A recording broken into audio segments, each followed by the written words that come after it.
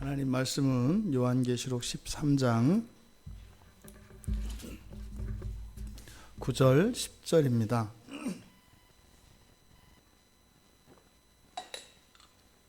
요한계시록 13장 9절 10절 말씀 우리 같이 한 목소리로 함께 읽겠습니다. 누구든지 귀가 있거든 들을지어다. 사로잡힐 자는 사로잡혀 갈 것이요 칼에 죽을 자는 마땅히 칼에 죽을 것이니 성도들의 인내와 믿음이 여기 있느니라. 아멘. 귀가 있거든 들을지어다. 귀가 있거든 들을지어다. 이 말을 그대로 번역하면, 그대로 직역하면 한쪽 귀가 있는 사람이면 들어라, 이렇게 된 겁니다. 여기서 이 귀를 단수형을 쓰고 있어요. 그래서 성경의 유일한 표현입니다. 그래서 귀가 있으면, 그러니까 한쪽 귀가 있는 사람이면 들어라. 명령, 물론 이게 명령문이고요.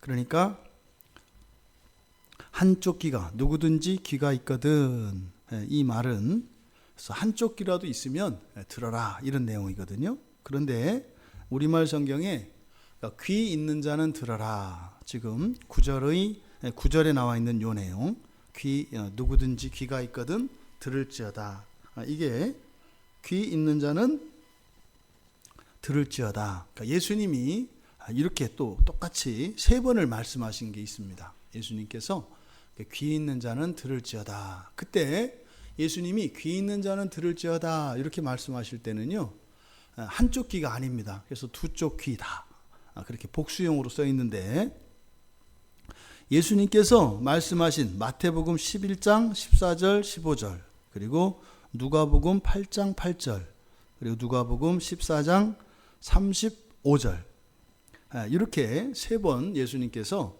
귀 있는 자는 들을지어다 라고 이렇게 말씀하신 적이 있습니다. 그러니까 귀 있는 자는 들어라 라고 이렇게 말씀하실 때 예수님이 말씀하신 그 의도는 뭐 귀가 있냐 없냐, 뭐 이렇게 청각이 있냐 없냐, 뭐 귀머거리 말고 귀머거리 아닌 사람, 이런 뜻이 아니죠. 예수님께서 말씀하신 것은 천국 복음을, 그 진리를 말씀하시기 때문에 진리를 알아들을 수 있는 자들을 의미합니다. 그러니까 선택받은 백성들, 구원받은 백성들을 향하여 주시는 말씀입니다.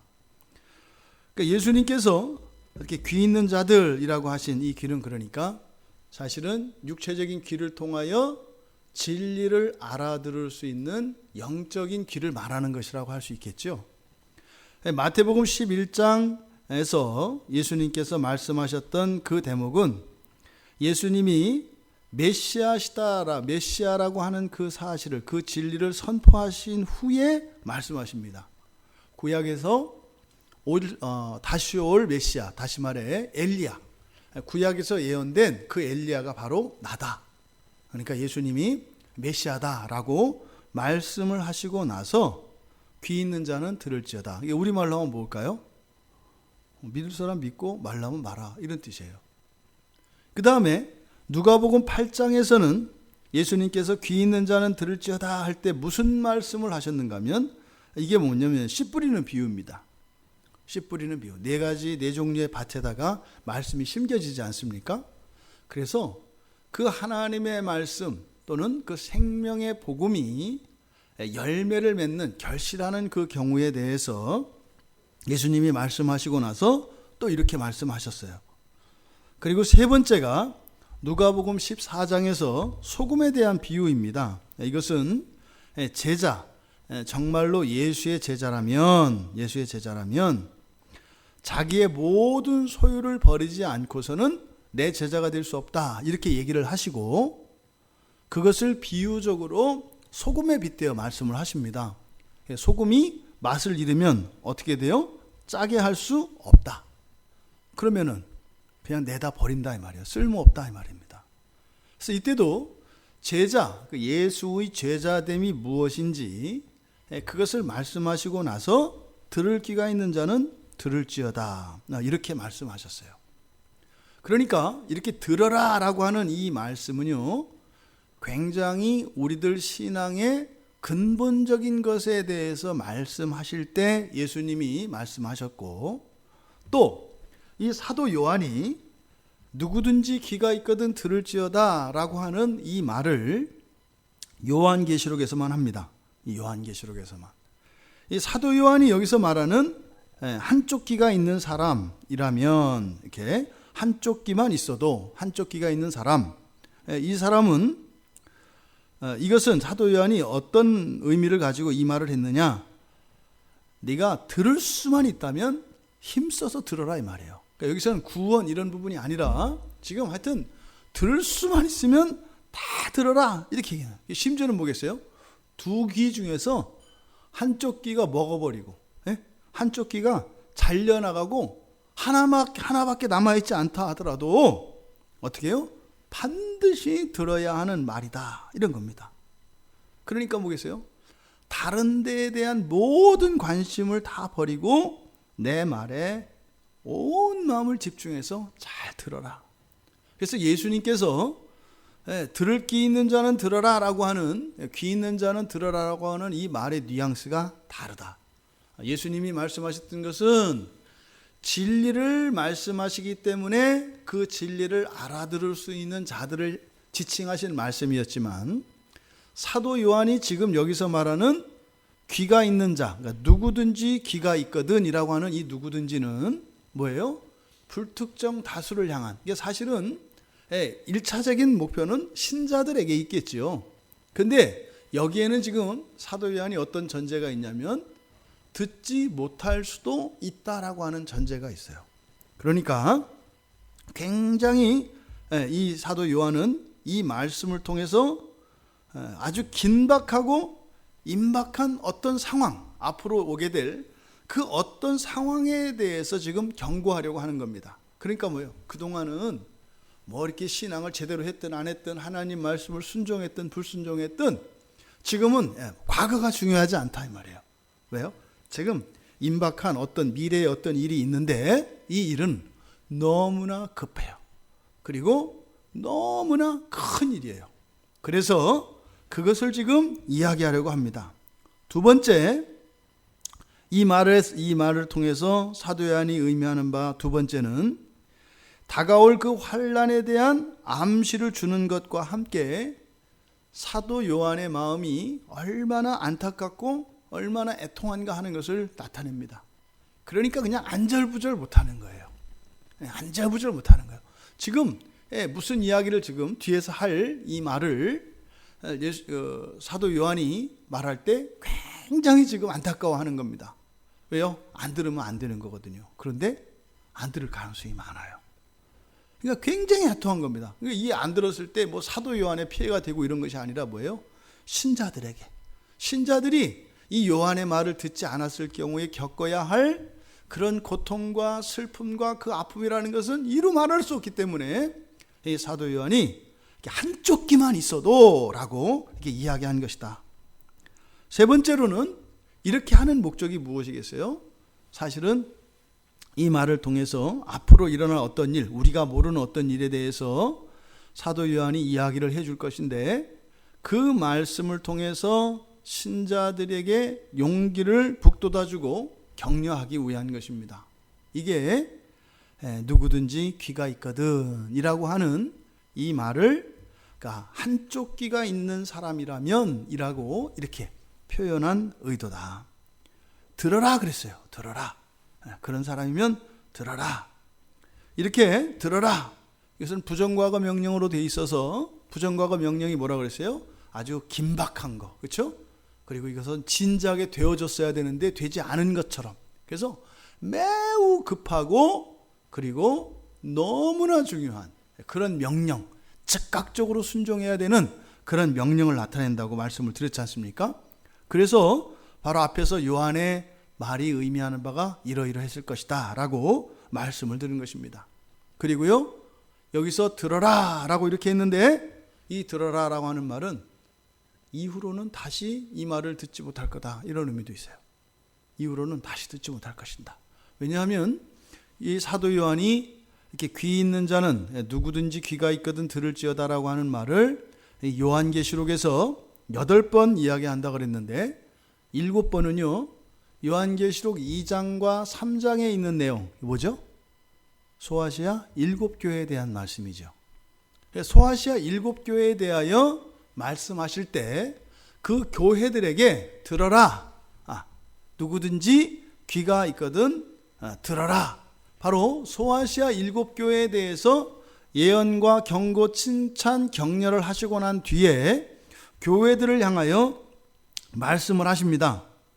그리고 그때는 이렇게 교회를 향하여 주시는 말씀이었어요. 전체적으로 교회를 향하여서 주시는 말씀이었는데 지금 여기서 단 한 번, 마지막이기도 하면서 단 한 번 들어라 라고 하는 이 대상이 단수형입니다. 그래서 개인을 대상으로 해서 하시는 말씀인데 이 뒤로는 이 말을 들으라 라고 하는 말이 이제는 더 이상 나오지 않습니다.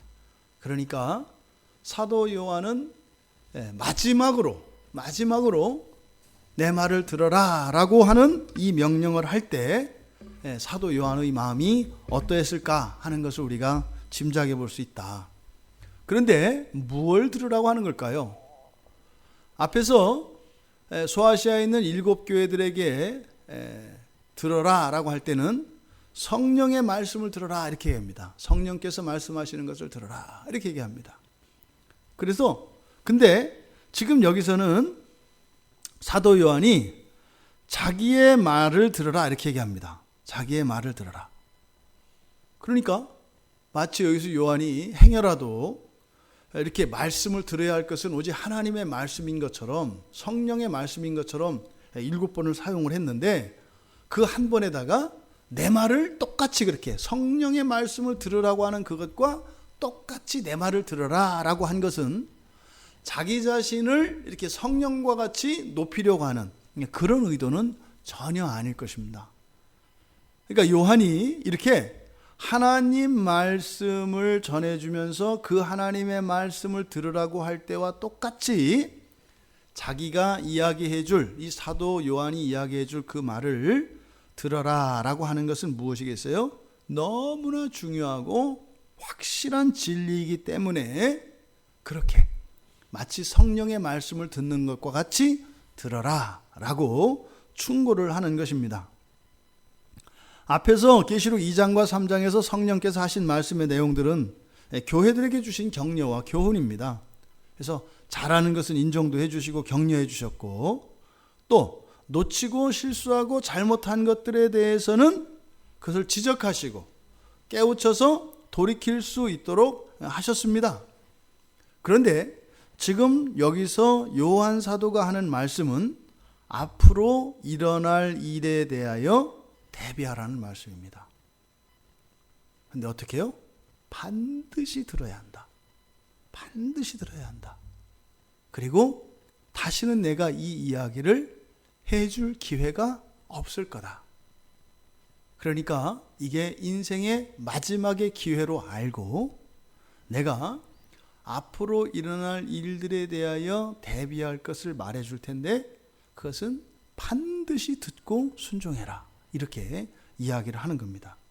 그리고 나서 10절에서 바로 도대체 무슨 말씀을 하려 하시길래 이렇게 강조하고 이렇게 반복적으로 이야기하셨을까? 10절에 있는 내용은 크게 두 가지로 우리가 볼 수 있습니다. 하게 될 일과 당해야 할 일입니다. 우리들이 하게 될 일과 당하게 될 일, 이 두 가지의 일을 말씀하게 되십니다. 그런데 하게 될 일이라고 하는 것은 뭐냐면 하지 말아야 하는데 하게 될 일입니다. 하면은 안 되는 건데 하게 될 일, 이것을 말씀하시고, 그러니까 그것을 말씀하시는 의도는 뭐겠어요? 사도가 그렇게 미리 이야기를 해주지 않으면 하지 말아야 하는 것임에도 불구하고 그렇게 할 수밖에 없기 때문에 미리 말씀을 해주심으로써 하지 않을 수 있도록 도와주기 위한 것이죠. 두 번째로 당해야 할 일은 피할 수 없는 일을 가르쳐 주셔서 그를 쓸데없이 피하려고 하거나 미리부터 그런 일이 일어나지 않도록 뭐 대비를 하거나 그렇게 걱정하지 않도록 다만 그것을 인내할 수 있도록 하시기 위한 것입니다. 사도 요한이 주시는 이 두 가지 말씀, 하게 될 일과 당해야 할 일, 그 일을 우리가 하나씩 살펴보면 첫 번째, 사로잡힐 자는 뭐라 그랬어요? 사로잡힐 자는 사로잡혀 갈 것이요. 이건 능동태로 되어 있습니다. 사로잡힐 자는 사로잡혀 갈 것이요. 그러니까 사로잡혀 가는 것이 누가 하는 일이다 이 말이에요? 우리들 스스로 하는 일이다 이 말이에요. 우리들 스스로가 사로잡혀 갈 거다. 우리가 스스로 이렇게 한다 이 말이에요. 두 번째, 뒤에 있는 내용, 칼에 죽을 자는 마땅히 칼에 죽을 것이니. 여기 무슨 말이냐면 이건 수동태입니다. 그러니까 칼 맞아 죽게 되어 있다 이 말이에요. 그러니까 사람은 나서 반드시 죽게 되어 있습니다. 그러니까 죽음에 대한 이야기입니다. 반드시 칼에 맞아 죽게 될 것이다. 그러니까 이거는 뭐예요? 우리가 애써서 죽으려고 이렇게 하는 게 아니라 이거는 피하려고 해도 피할 수 없는 것이고 여기에서 벗어날 수 있는 사람은 아무도 없다는 뜻이에요. 그러니까 이건 수동입니다. 그러니까 앞으로 일어날 일 두 가지가 하나는 능동으로 하나는 수동으로 되어 있는데 능동으로 되어 있는 일은 하지 말아야 할 것을 하는 거고 수동은 우리가 안 할 수 없는 것인데 안 하려고 하는 것, 요거에 대해서 얘기하는 거예요. 그러니까 내용을 뭐 정확히는 몰라도 이게 무슨 의미인지 받아들여지시죠. 그러니까 요한이 앞에서 그렇게 강조하고 예수님 흉내를 내고 또 앞에서 일곱 교회에게 주실 때 성령의 말씀, 성령께서 말씀하시는 것처럼 자신이 주는 이 말씀을 이렇게 하나님의 말씀과 동일시해서 이야기했다는 겁니다. 그러면 하지 말아야 되는데 하게 될 일, 이게 뭐예요? 사로잡히는 거래요. 사로잡히는 거. 이 사로잡힌다라고 하는 이 말은 두 단어가 합성된 단어의 명사형입니다. 첫째는 창 아시죠? 창과 뭐 이렇게 정복되다, 뭐 포로로 잡히다라고 하는 두 개의 단어가 합쳐져서 만들어진 단어가 있어요. 그 단어의 명사형, 여기서 사로잡힐 자라고 이렇게 번역을 한 겁니다. 그러니까 포로됨, 뭐 이런 거죠. 포로가 되는 것, 이런 뜻이죠. 그러니까 이 포로가 되는 것, 이것이 뭐다? 하지 말아야 되는데 하게 된다 이 말이에요. 스스로 포로가 되지 말아야 되는데 어떻게 하게 된다는 거예요? 스스로 포로가 된다 이 말이에요. 마치 뭐예요? 막 와가지고 특공대가 막 와가지고 막 그 적들을 물리치고 와서 감옥문을 열고 수갑을 풀러준 거예요. 데리고 나가는데 갔다 가보니까 비행기 타려고 하는데 없어요. 가보니까 다시 그 자리에 들어가 있는 거예요. 왜 그러냐 했더니 아직은 내가 여기서 나갈 때가 아직 안 된 것 같다. 좀 더 있어야 될 것 같다. 뭐 이러는 거죠. 이게 다시 포로 되는 걸 말하는 거예요. 그러니까 스스로 포로가 되는 것, 그것을 말합니다. 또 여기서 그러니까 사로잡힐 자라고 이렇게 되어 있는데 이 사로잡힐 자라고 이렇게 한 이유는 뭐냐면 전치사를 써서 지금 사용하기 때문에 이렇게 이제 번역을 한 거예요. 에이스라고 하는 전치사를 씁니다. 안으로 이런 뜻이거든요. 그러니까 포로를 속으로 이런 뜻이에요. 포로 속으로 간다 이런 뜻이에요. 근데 이때 안으로라고 하는 이것은 목표, 어떤 목적을 나타냅니다. 그러니까 뭐예요? 내가 그리로 가는 거예요. 그러니까 예수님은 이 땅에 왜 오셨죠? 우리를 구원하시려고. 모세가 애굽 땅에 왜 왔죠?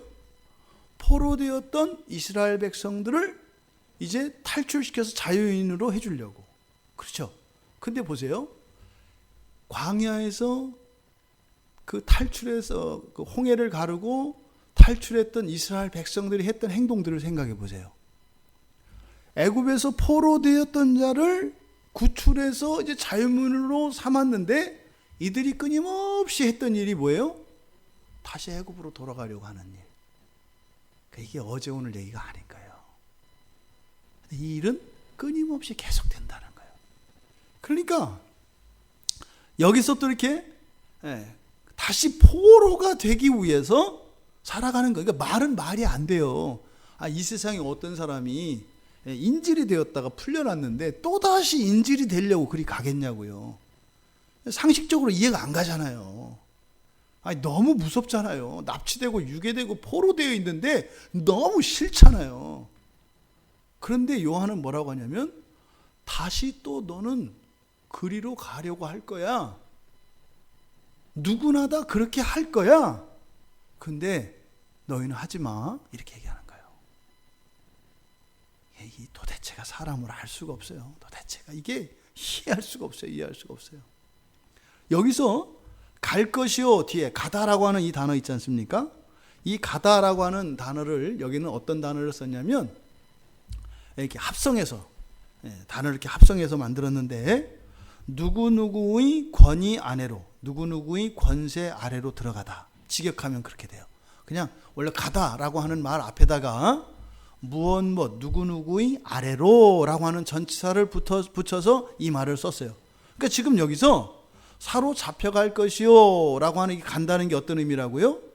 바로 마귀의 세상의 그 밑으로 그 수하로 들어간다. 이렇게 이 말을 사용하고 있습니다. 그러니까 보세요. 지금 사도 요한이 신자들을 향하여 주시는 말씀이 뭐예요? 스스로 잡히고자 하는 자, 또 굴복하고자 하는 자, 그렇게 될 것이다 이 말이에요. 이 말은 무엇이에요? 그렇게 하지 않으면 그렇게 안 된다는 거예요. 마귀에게 붙잡히고 싶지 않으면 마귀가 너희들을 붙잡을 수 있다 없다? 없다는 거예요. 너희들이 죄 아래 굴복하기를 원하지 않는다면 죄가 너희들을 지배할 수 있다 없다? 없다는 거예요. 그런데 다 그렇게 할 거라는 거예요. 그러니까 요한은 이스라엘의 과거도 알고, 그러니까 이 말을 할 때 사실은 요한은요, 이스라엘의 전체 역사를 지금 압축해서 요약해서 하는 거예요. 근데 이 일은 완성되는 그날까지 계속될 것이기 때문에 어느 누구도 예외가 아니기 때문에 그렇게 하지 마라. 이렇게 말씀하신 거예요. 그러니까 이 말을 바꾸어 말하면 사로잡힐 자는 사로잡혀갈 것이요. 이게 지금 우리말로 보아서는 어차피 뭐 갈롱 가고 안 갈롱 안 가고 이런 얘기가 아닌 거죠. 지금 이 말씀의 의미는 뭐예요? 굴복하지 말라는 거예요. 굴복하지 마라. 지금 이 문맥이 어디에 있습니까? 지난주 우리가 바로 위에 살펴보았던 것처럼 이 세상에 있는 모든 사람들이 어떻게 해요?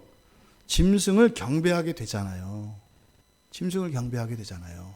그런데 짐승을 경배하게 되는 그 일, 또 요 뒤에는 11절에 보면은요, 또 다른 짐승이 땅에서 올라와요.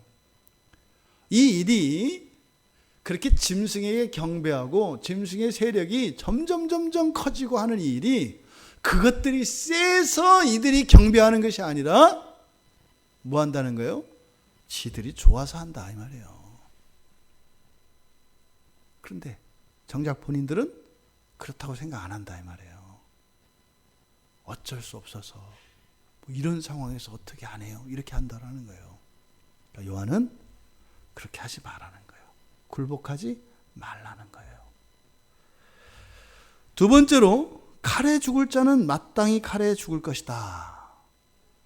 도대체 뭐 잡혀갈 자는 잡혀갈 거고 칼에 죽을 자는 죽을 거고 이게 무슨 말인지 이게 잘 받아들이기가 이해하기가 어렵단 말이에요. 여기에서 사용된 이 칼이 강조되어 있습니다.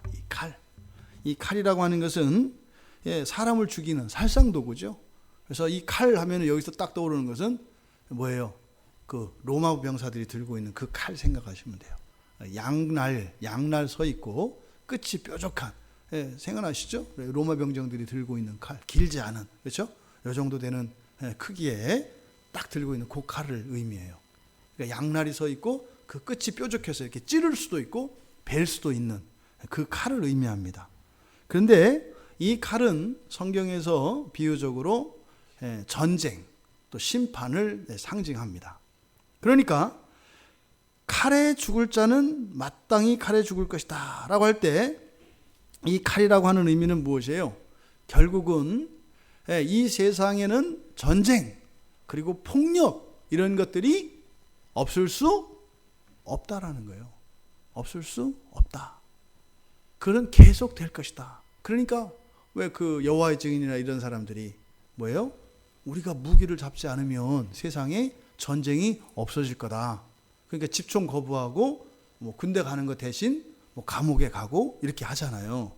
그러니까 성경의 사상에 부합해요? 부합하지 않아요? 부합하지 않아요. 성경은 그렇게 될 수 있다고 얘기 안 해요. 이 세상의 모든 그 핵폭탄을 없애고 총칼을 다 없애면 전쟁이 없어진다? 천만에요. 그럼 말로 죽이는 일이라도 있어요. 그러니까 두 팔 두 다리를 잘라내도 아니면 눈에서 빛이 나와가지고 이 눈에서 나오는 도끼로라도 죽이는 이런 일들이 일어난다는 거예요. 그러니까 이 세상에 이런 전쟁과 폭력은 사라질 수 없어요. 정당화하는 거 아닙니다. 전쟁 없어져야 되고 그런 폭력은 근절돼야 합니다. 악입니다. 나쁜 겁니다. 그런데 그것 자체를 완전히 이 세상에서 없애겠다. 이런 일은 일어나지 않는다. 그건 언제예요? 예수 그리스도께서 평강의 왕으로 이 땅에 오실 때라야 그 일은 비로소 성취되어지는 것입니다. 그건 우리가 할 수 있는 일이 아니에요. 예수님이 오셔야 할 수 있는 일이에요. 하지만 우리는요, 그것을 이룰 수는 없을지라도 평화를 추구하며 전쟁과 폭력을 가급적 일어나지 않도록 우리가 예방하고 그 일에 참여해야 되는 건 맞습니다. 근데 어떻게 해요? 죽어라고 하다가 또 어떤 전쟁이 났다 그래서 이거 봐 해도 소용없어 이럴 필요가 없다 이 말이에요. 그냥 그저 우리는 그게 악한 거니까 그런 일이 일어나지 않도록 그 일에 기여하며 살아가면 되는 거죠. 그렇게 칼에 죽을 자, 그러니까 그 칼로 도구가 칼이에요. 전쟁, 폭력으로 그렇게 죽을 사람은 마땅히라고 되어 있습니다. 이 마땅히라고 하는 것은 이게 조금 뉘앙스가 좀 정확하지가 않아요. 그래서 이거는 불가피하게 절대적으로 이렇게 이해하시면 돼요. 그러니까 칼에 죽을 자는 불가피하게, 그러니까 피할 수 없다 이 말이에요. 피할 수 없다. 그러니까 죽을 자는 어떻게 될 거다? 반드시 죽게 되어 있다. 그러니까 안 죽으려고 용 쓰지 마라. 그냥 죽더라도 좀 편히 있다가 죽어라. 이런 뜻이에요. 보세요. 이렇게 죽기 싫어서 안 죽으려고 하면 어떻게 되겠어요? 죽기 전까지 그 시간도 지옥으로 살죠. 근데 그냥 딱 체념하고 그래 내일 내가 사형 당하니까 딱 마음 비우고 그러면 그 시간 뭐예요? 그 시간 동안 즐겁게 놀 수 있어요. 지낼 수 있다 이 말이에요. 그냥 어차피 죽을 거니까 죽기 전에 그 죽을 거 걱정하지 마. 근데 알아서 확실하게 죽여줄 거니까 걱정하지 말고 편히 살아. 이 세상에 죽지 않은 사람이 있어요? 없어요? 없어요.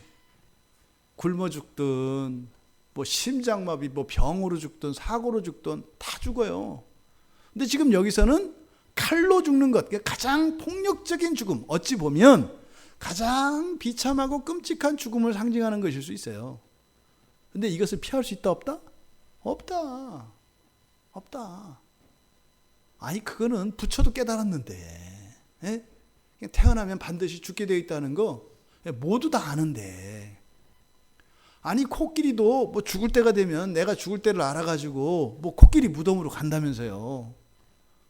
이 자연의 섭리가 해도 아침에 떴다가 죽을 때를 알아서 저녁이면 알아서 바다 밑으로 들어가잖아요. 이 자연의 섭리란 말이에요. 그는 피할 수 없다. 그런데 사람들은 어떻게 한다라는 거예요? 자꾸 이것을 피하려고 한다고요. 어떻게 하면 좀 이걸 좀 뒤로 늦출 수는 없을까? 어떻게 하면은 내 대신 누구를 좀 대신 보낼 수 없을까? 이런 거 자체가 부질없다는 뜻입니다. 여러분들은 어떻게 생각하세요? 예, 만약에 딱 제가 죽게 되었어요. 딱 넘었는데 지금 심장이 딱 멈췄대요. 그래서 지금 다른 사람의 심장을 막 써야 되는 거예요. 그때 막 돈이 어마어마하게 든대요. 심장을 사야 되니까. 예? 근데 여러분들이 전 재산을 다 털면 심장 하나 살 수 있는 거예요. 그럴 때 전 재산을 털어서 심장을 사서 저한테 심장을 주셔야 돼요? 주지 말아야 돼요? 그렇죠. 안녕히 가세요 하면 돼요. 안녕히 가세요 하면 돼요. 그거 애써 그렇게 해가지고 저 살리겠다고 살아가지고 전 재산 다 들여가지고 그냥 심장 사서 넣어줬더니 그 다음부터 또 병원 입원비하고 또 내야 되는데 평생 노예로 살아.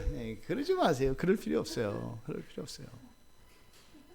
어차피 가게 돼 있습니다. 사람은. 그러니까 너무 그렇게 뭐 이 세상에서 야정도 정도 살려고 그렇게 할 필요 없다 이 말이에요.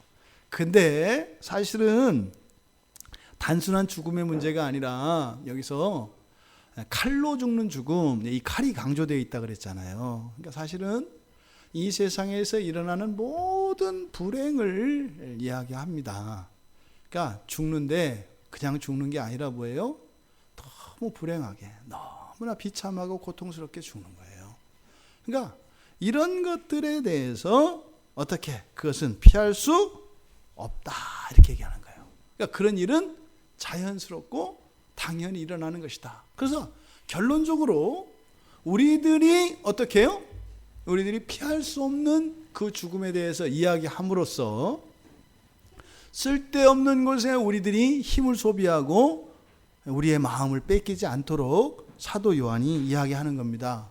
사도 요한이 이 이야기를 할 때는 어떻겠어요? 마음이 굉장히 아프죠. 아프죠. 왜요? 어느 누구도 죽음이 유쾌하거나 즐겁지 않습니다. 예수님마저도 싫어했던 게 죽음이에요. 예? 예수님마저. 하나님이시며 죄인들을 구원하시기 위하여 십자가에 오르시던 예수님마저도 싫어했던 게 죽음이에요. 물론 죽음 이후에는 우리가 상상할 수 없는 그 평화와 기쁨이 있죠. 하지만 거기에 가기 전에 우리가 거쳐야 되는 이 죽음이라고 하는 것은 너무나 끔찍한 것입니다. 그러니까 사도 요한이 이 이야기를요. 왜 그걸 몰라? 이렇게 답답한 마음으로 이야기하는 것이 아니라 뭐예요? 우리가 한 사람씩 그 죽음을 향해 가지만 사실은 그 너머에는 끝이 아니라 주님께서 우리에게 두 팔을 벌려 기다리고 계시기 때문에 그 너머에 있는 그것이 크니까 그것에 대해서 저항하거나 그것을 피하려고 하지 마라 라고 이야기하시는 것이지 그 죽음 자체가 아무것도 아닌 것은 아니다. 아니 병에 걸리고 가난해지고 뜻대로 안 되고 하는 일들이 결코 쉬운 일이 아니거든요. 이것이 죽음이 상징하는 것입니다. 하지만 사도 요한은 지나칠 정도로 그것을 두려워하거나 그것을 피하려고 하는 그것으로 인해서 사람들이 겪어야 되는 추가적인 그런 고생과 고통, 이것이 너무나 크기 때문에 그렇게 하지 말 것을 이야기하고 있습니다. 이 두 가지, 하지 말아야 하는데 하게 될 것, 그리고 하지 않을 수 없는데 하지 않으려고 하는 이런 허튼 시도, 그리고 이 잘못된 것에 대해서 말씀을 하시면서 사도 요한이 끝에서 뭐라고 말씀을 하셨냐면 성도들의 인내와 믿음이 여기 있느니라 그래요. 여러분, 성도들의 인내와 믿음이 뭡니까? 우리 그리스도인들에게 믿음은 뭐예요? 곧 구원과 같은 말이에요. 우리의 구원이 어디에 있다? 우리 성도들의 이 구원은 믿음으로 오는데 바로 이 이야기를 하면서 인내와 믿음에 대해서 얘기를 해요. 그러니까 우리가 앞으로 일어날 모든 일들, 여기서 모든 일은 뭐겠어요? 시행착오겠죠? 우리들이 앞으로 하게 될 모든 시행착오들에 대한 확실한 대비책이 뭐라는 거예요? 인내와 믿음이라는 거예요. 그거를 미리 알아서 뭘 준비하거나 대비하거나 이런 것이 아니라 바로 이 믿음과 인내가 우리의 미래를 준비하는 유일한 것이다 라고 얘기한다 이 말이에요. 여러분 보세요. 여러분들이 그냥 여러분들이 아니라 지금 보통 이 세상을 살아가는 사람들이 있지도 않은 미래를 준비하기 위해서 어떻게 해요? 현재를 노예로 살잖아요. 오지도 않았고 올지도 모르는 그 미래를 위해서 현재의 시간과 현재의 기쁨과 자유와 행복과 그 모든 것들을 다 담보로 잡히고 미래를 살아가는데 돈이 필요할 것이다 라고 하는 그 말에 속아서 미래의 삶을 살기 위하여 예상되어지는 그 돈을 마련하기 위해서 살아가잖아요. 이게 얼마나 웃기고 말도 안 되는 얘기냐 말이에요. 그러니까 지금 보세요. 미래를 위한 뭐 이렇게 연금이며 보험이며 뭐며 하는 이런 것들을 위해서 그게 우리들의 현재의 삶을 위하여 미래가 있는 것입니까? 아니면 미래를 위해서 현재가 있는 겁니까? 사실은 현재를 위해서 미래가 있는 거거든요. 시간적으로는 미래가 나중이잖아요. 그런데 항상 과거와 미래는 무엇을 위해서 있는 거라고요? 현재를 위해서 있는 거라고요. 현재를 위해서 과거가 있고 미래가 있다 이 말이에요. 그런데 우리의 삶을 돌아보세요. 과거 때문에 현재를 잃어버리고요. 미래 때문에 현재를 희생당해요. 그러니까 속이 없는 계란 껍질이에요. 계란인 줄 알고 안에 후라이 해 먹으려고 다 깨봤더니 속이 깨끗하게 텅 비어 있어요. 이게 잘못 살아가는 인생이에요. 과거 때문에 현재가 과거에 담보 잡혀서 제대로 현재를 못 살아가요. 이게 뭐예요? 흔히 말하는 상처, 트라우마, 뭐 무슨 저 환경, 뭐 가게에 흐르는 저주, 뭐 이딴 식으로 다 얘기를 하잖아요. 현재를 없애버려요, 과거가. 또 미래 때문에 현재가 없어져요. 그러니까 결국은 죽었잖아요. 살아있지만 죽었다 이 말이에요. 이런 삶을 지금 사도 요한이 우리에게 이야기를 해주면서 거기에 대비할 일은 뭐다? 인내와 믿음이다 이렇게 얘기를 하는 거예요. 그러면 이 인내라고 하는 단어, 이 인내가 뭘까요? 그대로 직역하자면 무엇뭐 아래에 머무는 거예요. 무엇뭐 아래에 머무는 것. 이게 인내라고 하는 단어예요. 그러니까 그 위에 뭐가 있겠어요? 좋은 게 있겠어요? 뭐 가볍고 좋은 게 있겠어요? 무겁고 어려운 게 있겠어요? 무겁고 어려운 거 있겠죠. 그 아래에서 그냥 버티는 거, 요게 인내예요. 그러니까 장소적인 면에서 인내는 뭐겠습니까? 그 장소, 그 공간을 떠나지 않는 거예요. 그 제가 예전에 그 어떤 분이 그 건강을 위해서 이렇게 그 냉온욕법을 가르쳐 줬어요. 냉온욕을 처음에 하는데 그 뜨거운 물, 그 한 42도 정도 되는 물에 딱 들어가서 5분 정도 이렇게 있습니다. 그리고 나서 이제 한 13도, 10도에서 13도, 굉장히 찹니다, 물이. 10도에서 13도면 얼음물 정도 돼요. 그러면 10도에서 13도 되는 것으로 이제 딱 들어가는 거예요. 물속으로. 딱 들어가서 거기서 20분을 딱 버텨야 되거든요. 15분 동안은 꼼짝도 하지 말고 가만히 있어야 돼요. 그런데 있잖아요. 죽을 것 같아요. 딱 들어가면은요. 아프고요. 막 이게 마비가 되고 막 이렇게 하니까 잘못하면 심장마비 되거나 이거 뭐 이렇게 큰일 날 것 같아요. 뭐 그렇게 막 그 통증과 이게 심하거든요. 인내는 뭐예요? 그 냉탕에서 안 나오는 게 인내예요. 근데 뭐 일어나는 현상과 느끼는 이런 느낌과 통증들과 머리에 떠오르는 생각들은 빨리 여기서 나가야 되죠. 이러다가 잘못하고 이렇게 혈압으로 이렇게 뇌 혈관이 터지면 중풍 걸리는 거 아니에요. 별의별 생각이 다 들더라고요, 정말로. 막 이 고통이 또 이루 말할 수가 없어요. 너무너무 아파요. 여러분들이 어렸을 때 그거 해보셨죠? 이렇게 얼음 가지고 여기 혈관에다가 얼음 올려놓는 거, 그렇죠? 그 정도로 아파요. 온몸이 막 죽어나요. 그 다시 뭐 어드드드 막 떨리고. 그러니까 그 안에 딱 갇힌 상태, 너무 고통스러워요. 그 안에 벗어나지 않고 있는 거, 요게 인내입니다. 또 이거를 시간적으로 이야기한다면 시간이 중단되거나 멈춰서지 않고 계속되는 것을 말해요. 그러니까 그러한 상태, 그러한 시간이 계속 가는 것, 이게 인내예요. 인내. 그러니까 어떤 일을 할 때 여러분들이 뭐 학생들이 공부할 때 뭐 집중력 이런 거 얘기하지 않습니까? 공부할 때 이렇게 하려면 집중해야 되잖아요. 그러니까 집중하는 그 일을 어떻게 해요? 계속 가야 되는 거죠. 근데 이게 시간이 끊겨버리면, 중간 딱딱딱딱딱 끊겨버리면 연결이 안 된단 말이죠.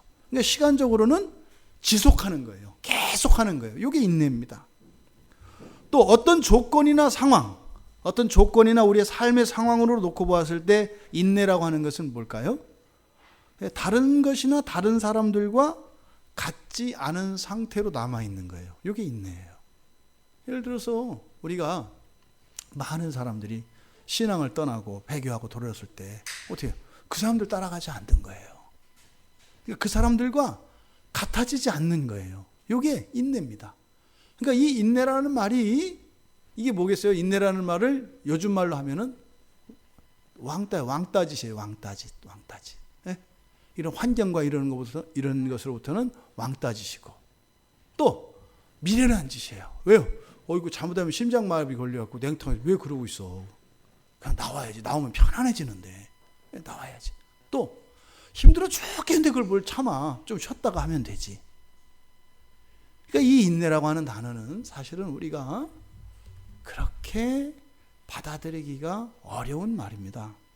근데 그러니까 이 인내라고 하는 것은 모든 사람들이 굴복하거나, 또 특별히 지금 죽음과 관련해서 이런 죽음을 두려워하는 그런 상황 속에서 그것을 두려워하지 않고 그러한 세력들에게 굴복하지 않으며 다른 사람들처럼 다른 사람들과 다른 상태에서 겪어야 되는 외로움과 고독조차도 감내하며 견디는 걸 말해요. 언제까지? 몰라요. 그게 인내예요. 이게 인내. 몰라요. 그런 게 있어요. 조금 시간에도 정해줘야지. 몰라요. 이게 인내예요. 인내. 그러면 또 그러잖아요. 그래도 어쨌든 끝은 있겠죠? 몰라요. 이게 인내예요. 아니 끝이 없는데 어떻게 하라고요? 몰라요. 나도. 그게 인내예요. 이게 인내예요. 그 다음에 믿음. 이 피스티스라고 하는 믿음은 첫째로는 진리에 대한 확신입니다. 그렇죠? 진리에 대한 확신이고, 또 그 진리라고 하는 것은 우리가 보통 말하는 진리는 뭐예요? 하나님에 관한 것이고 예수 그리스도에 관한 것이고, 또 우리들 기독교의 보편적인 이런 믿음의 내용들, 흔히 신조라고 하는 이런 믿음의 내용들과 관계되어 있습니다. 이 믿음이라고 하는 것이. 그러니까 어떤 대상들, 사람들 사이에서 있는 그런 신뢰나 이런 것을 의미하는 게 아니라 우리들이 구원과 관련해서 말하는 이 믿음은 바로 하나님, 그리고 그리스도, 그리고 우리들 신앙의 본질적인 신앙의 신조들, 이런 것들과 관계되어 있는 겁니다. 그러니까 이 믿음은 믿는 그 대상에 대한 사전적인 의미는 그런 거예요. 믿는 그 대상에 대하여 충성하는 것이고, 그 믿는 그 대상에 대한 신실함, 이게 믿음입니다. 그래서 믿음은 충성과 동의어라고요. 우리말 성경에 충성이라고 번역되어진 대부분의 단어는 바로 이 피스티스의 번역이라고 말씀을 드렸어요. 충성스럽다라고 하는 게 사실은 뭐예요? 무조건 말 들어라 이런 의미가 아니라 믿음을 이야기하는 거예요. 믿음을. 그래서 충성된, 착하고 충성된 종아, 이럴 때 그동안 목사님들이 많이 이거 가지고 우려먹었어요. 성도들을.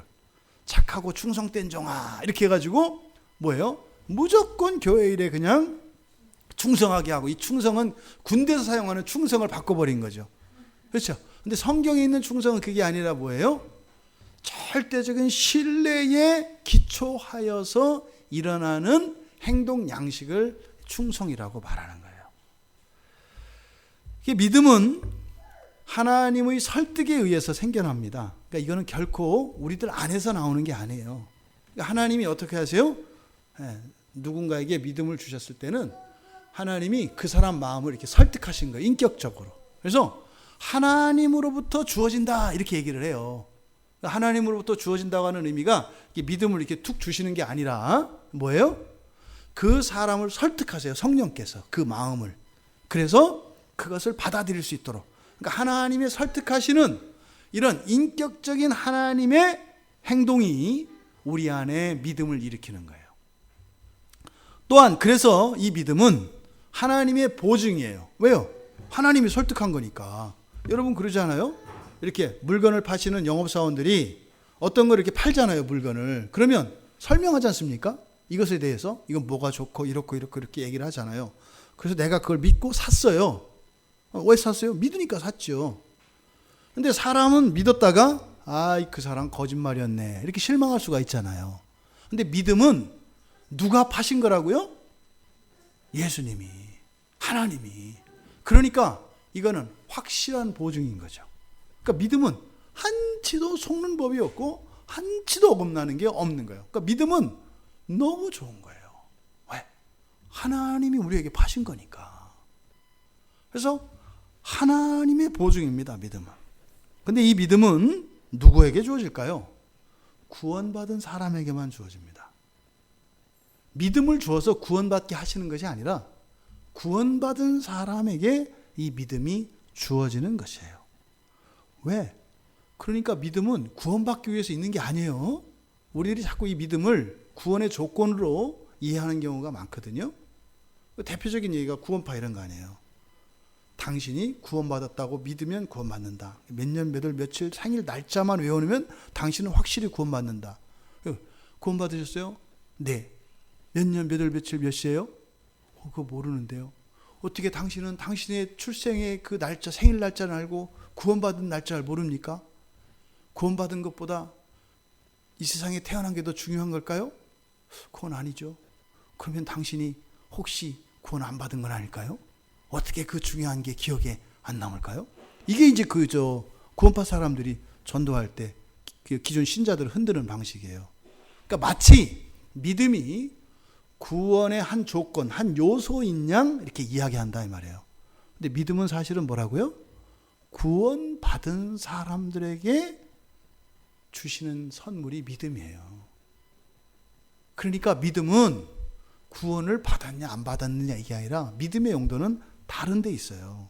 왜일까요? 믿음이라고 하는 것은 믿음은요, 구원받은 사람들로 하여금 하나님의 기뻐하시는 뜻을 알게 해요. 믿음의 진짜 가치는 하나님이 무엇을 기뻐하는지를 알 수 있게 한다는 거예요. 믿음은. 그래서 믿음을 가진 사람은 하나님이 기뻐하시는 일을 알아요. 그래서 하나님을 기쁘시게 하기 위해서 살아갈 수가 있어요.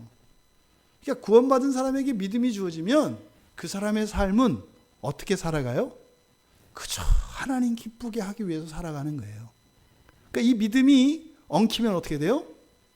나를 기쁘게 하는, 나를 평화롭게 하는 것으로 믿음을 생각을 하면 이게 완전히 엉키는 거예요. 하나님이 내가 지금 믿음이 없는지 모르겠는데 하나님이 껴들면 안 되지. 일단 내가 해결하고 나서 이렇게. 믿음에 대한 완전히 잘못된 이에요. 믿음은 뭐예요? 주께서 나를 가라 하시면 가는 거예요. 왜요? 왜 가요? 명령이니까 가는 게 아니에요. 하나님의 뜻은 하나님이 기뻐하는 것이니까 가는 거예요. 나더러 지옥에 가라 하면 가는 거예요. 왜요? 그게 하나님이 기뻐하시는 것이라면 하는 거예요. 자기중심적인 사고에서 구원을 이해하고 있는 사람들은 그래서 이 믿음을 온전히 이해할 수가 없어요. 예수를 믿는다 하고 구원받았다 하고 믿음이 있다고 하는데 하나님 뜻과는 전혀 상관없이 자기 고집, 자기 주장대로 살아가요. 믿음에 대한 잘못된 이해입니다. 그래서 믿음은 하나님이 기뻐하시는 것이 무엇인지를 알게 하는 게 믿음이기 때문에 바로 장차 후에 있게 될 이러한 일들 하지 말아야 되는데 하고 그냥 가만히 견뎌야 되는데 못 견디고 바짝바짝 뛰어나오는 이런 일들, 이것을 대비하는 일은 바로 믿음과 인내에 대해서 얘기하는데, 바로 이 믿음이라는 것은 뭐예요?